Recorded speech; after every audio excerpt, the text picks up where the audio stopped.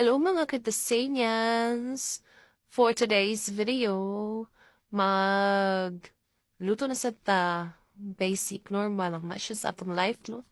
Kay daily man yun na to ng ginabuhat. And for today's cooking, ang atong lutoon kay bangus. Atong main dish is bangus. And duha ka buok ato ang klaseng luto atong buhaton na niya. So first is magprito and second is sinigang na bangus. Wala mo nang utana, pero lang gyapon ta mo na isa sa ganahan nako na luto sa bangus. I mean duha, dili siya isa duha. Duha nga kay duha, o di ba nabulol pa ko. Duha sa dish na ganahan ako sa bangus. Bangus is sinigang and prito. Mura dyan na siya kung ganahan. Pero mukha baga po po ka ng grilled pero usahay la. So, kana siya guys, ako yung naglimpyuan na, ako yung nagkuauhasang kay ang gipalitan ako ana sa fish. Amot lang kung kapuyan siya or whatsoever, pero wala niya siya naglimpyo. Mo nang napilitan a catch na mag imbis ana og mag limpyo sa isda. So, kita jud no mga labaw na sa mga babae, mostly mong gid sa tuwa is kita mo jud ang nagaluto sa balay. Whether we like it or not, baski nag-work pa ka para sa kuha.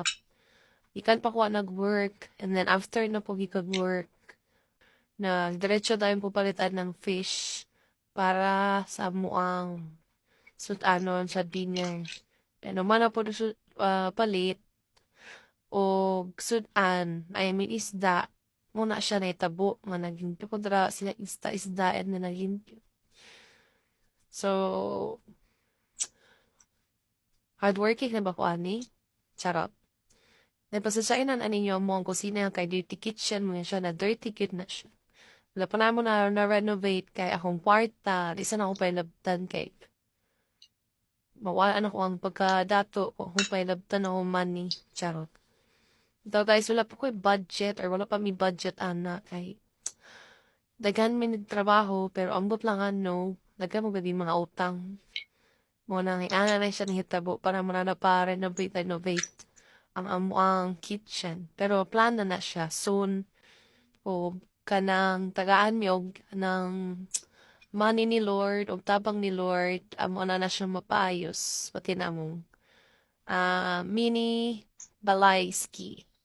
So kana guys, kuan na siya guys, asin tapos ako na siyang gibutangan o kanang tawagan ni crispy mix kay pinaka-hate na ko jud totoo na isda is kani jung bangus kay grabe ka kusog mo pisik.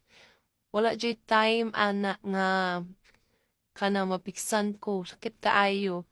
Pero nana ko nakabalo ko kuha kong technique para dili siya mo pisik is di mo siya i-coat o crispy mix or harina. Pero dapat dili nimo siya pakusgan ang inimuang kalayo pod kay para di pod siya totally nga mupisik. And then after ana when nagaprito ko kana nag-ono ko sa kalan while nagaprito ko sa pikas pod bahin kana naglungag kun mi o kanon. Tana siya guys, dili jud may nagalungag og rice cooker. Kaya kung papadili ganahan o kanang nilutuan sa rice cooker. Mo nang uling yun uling na kahoy or uling na bagol. Pero mostly dyan ang ginapalit, uling na bagol kay abog mong kayo ang kahoy, tanong kayo trabahoon. Pero fairness jud guys, try ninyo lami jud ang anon sa uling nilutuan. Or kapuyan mo may itong sugnod kay mapalit pa kanya. Basta hassle when nawawa mo na uling. Tapos blower.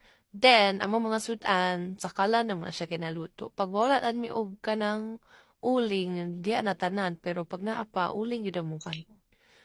Then, so pikas po na guys, pikas kanang kalan is ang sinigang.